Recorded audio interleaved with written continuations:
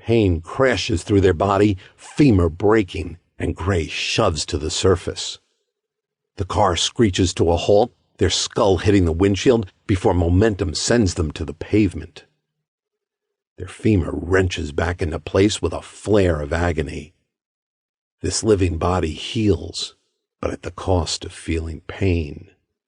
Still, the agony is brief, and he is growing more accustomed to such things. Rather than being paralyzed with the pain, he rolls to their feet and leaps.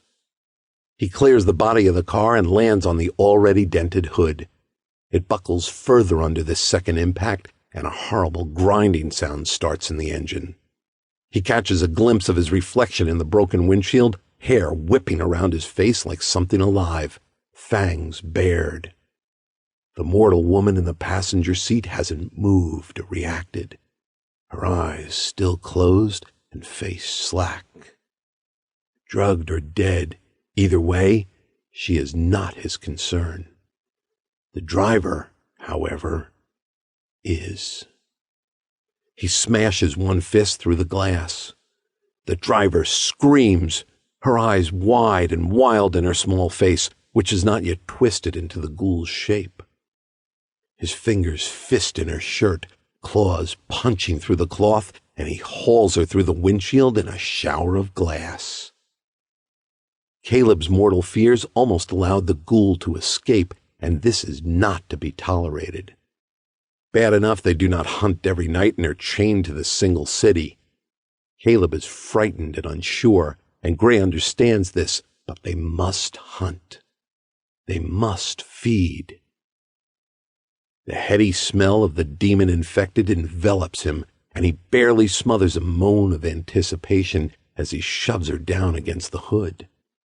The demon tries to fight back, her eyes turning yellow, her face rippling into something like a muzzle, but its hold is not yet strong enough for a full transformation.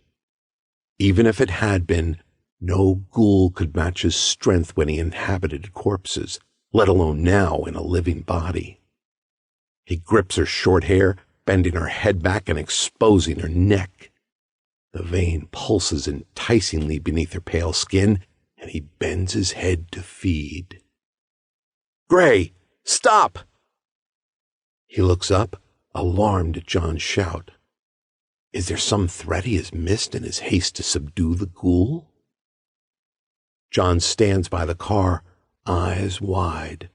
They are intensely blue in his sight, one of the first shades he ever beheld. There is alarm in those eyes now, and fear, but they are turned toward him? "Gray, stand down!" John has come late to this scene and perhaps does not understand. This is the demon. Yes, I know. She can still be exorcised. We have to take her in. The words are nonsensical. This is the demon. Demons are food. The scent drifting from the ghoul is maddening, made even sharper by fear, and his hands shake when he thinks of the pleasure of feeding. Damn it, Gray, stop! John can still save her. Are the mortals mad? What nonsense is this? There are mortals which are not prey, and demons which are. And perhaps other things are more complicated than he once believed, but this he knows. Stop it, please! Doesn't he? With a parting growl of frustration, he releases the demon and relinquishes control to Caleb once again.